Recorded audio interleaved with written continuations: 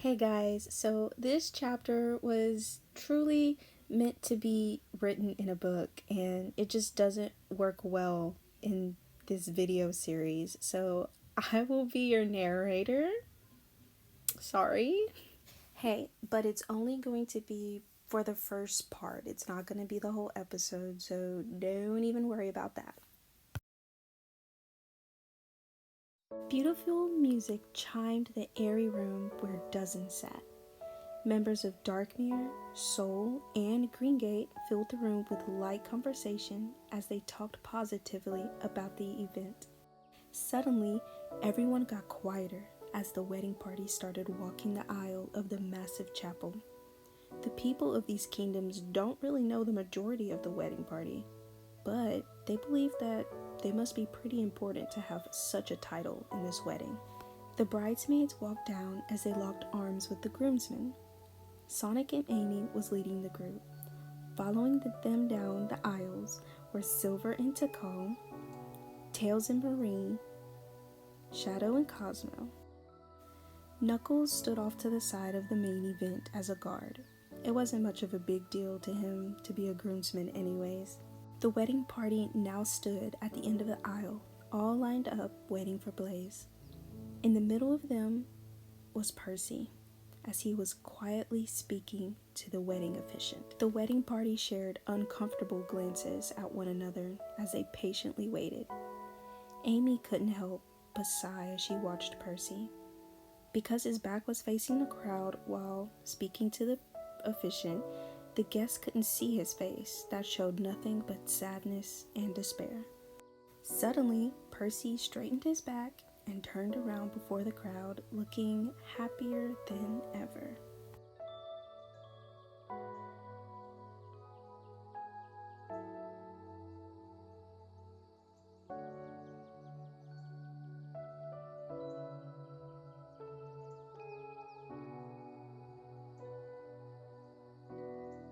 Amy stared over at Sonic, who was lined up with the groomsmen. He too had a fake smile on his face, but when his glance met hers, the smile turned into a face of worry.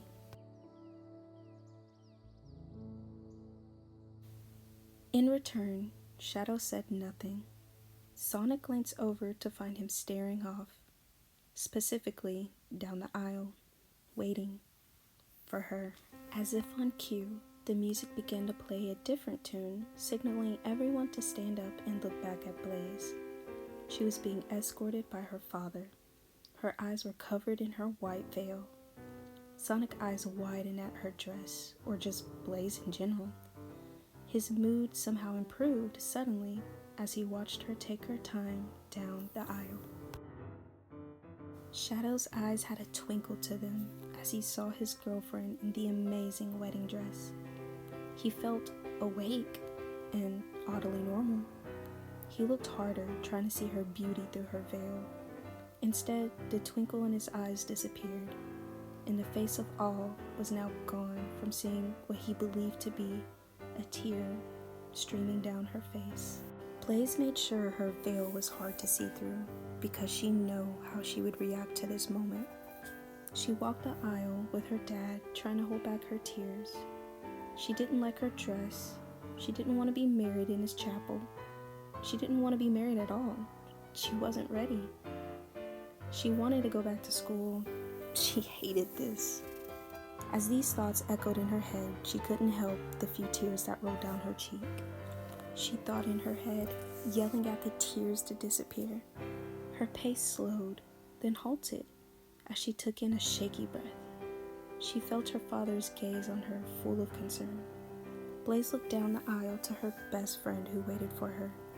Percy mouthed a few words to her. She nodded softly and continued. Once she finally reached her destination, her father let her go slowly. As he did this, Blaze's final gaze went to Shadow before she stood in front of Percy. The two stood directly in front of each other and held hands as the priest began. Blaze's gaze went past Percy and to Shadow again, still, maybe trying to figure a way out of all of this. She was his partner. Wait, no, she still is his partner. From the very beginning, she was assigned to him. She has been a fierce, deadly, and beautiful guardian angel to him. This is ridiculous. He can't just let her go, all because of some stupid ancient role she must play. She doesn't want this. Shadow doesn't want this. Even Percy doesn't want this. He needs to think of something, and he needs to do it now. As Blaze stood before Percy, Shadow couldn't help but to think that she was staring at him. He couldn't see past her veil, but he could feel it. It's like she sang 1,000 words to him. Some that stood out were help, save me, do something. But what could he do?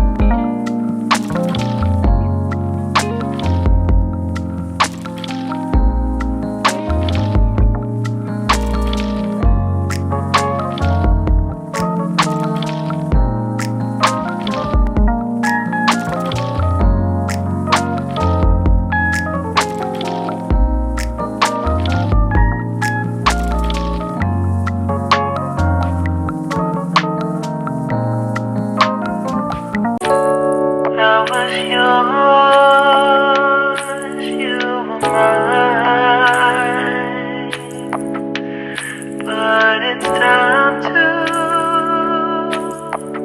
say goodbye. Didn't know that the honeymoon